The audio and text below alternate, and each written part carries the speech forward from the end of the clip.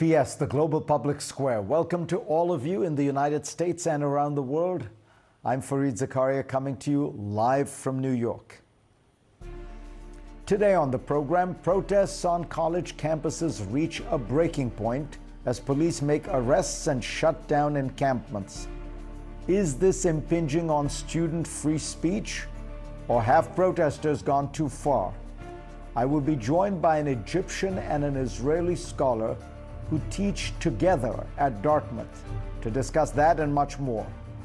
Then, swarms of armed drones powered by artificial intelligence may indelibly alter the balance of power. Former NATO Supreme Allied Commander James Stavridis tells me about this potentially frightening future. And since its birth, the CIA was a quintessential old boys club. But all that changed thanks to women like my guest, Jana Mendez, the agency's former chief of disguise. Hear from her about breaking the glass ceiling while winning the spy game. But first, here's my take.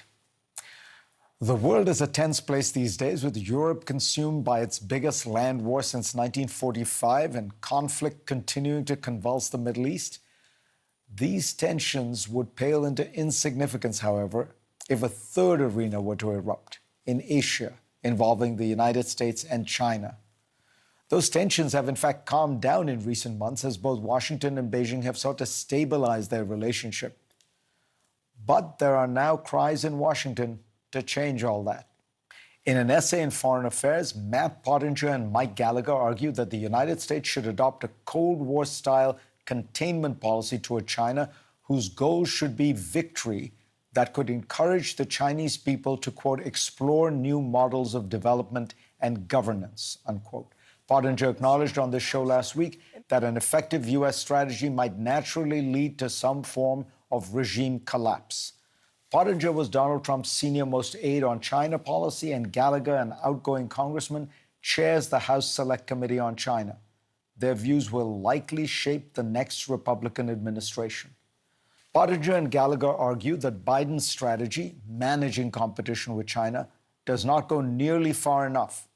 The authors accuse the Biden team of pursuing a 1970s-style détente policy toward China when it should be pursuing a 1980s-style Reaganite policy designed to push Beijing to the brink.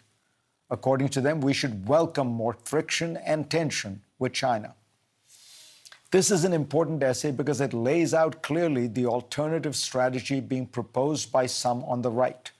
By putting their cards on the table, Pottinger and Gallagher help us understand the reckless, dangerous, and utterly impractical nature of their own preferred policy.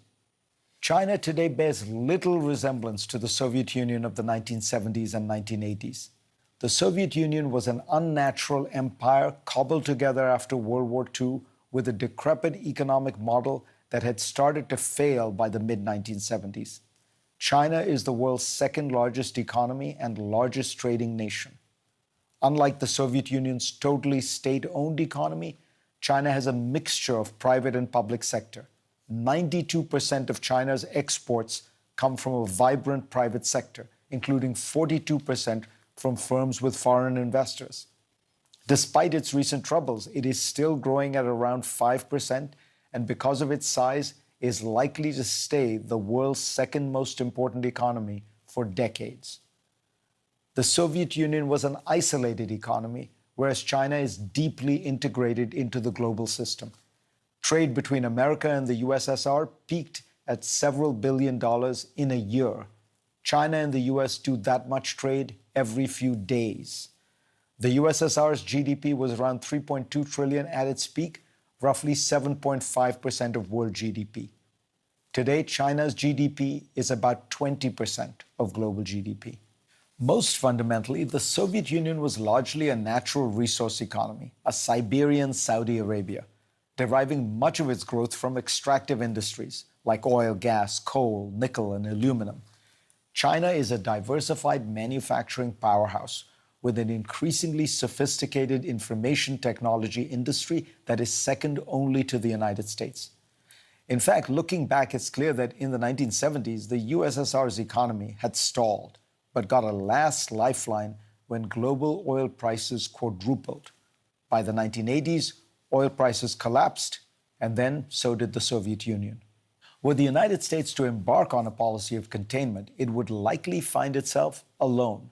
China is the largest trading partner of over 120 countries around the world, far more than the US. And most of these countries are eager to maintain good ties with Beijing. 82% of Nigerians, for example, say Chinese investment has been a boon to their economy.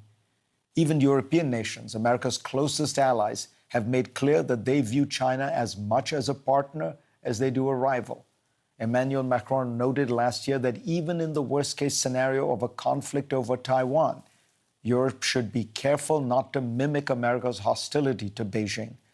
And while he got criticized for those remarks, as one German businessman noted to me, we all privately believe what Macron said publicly.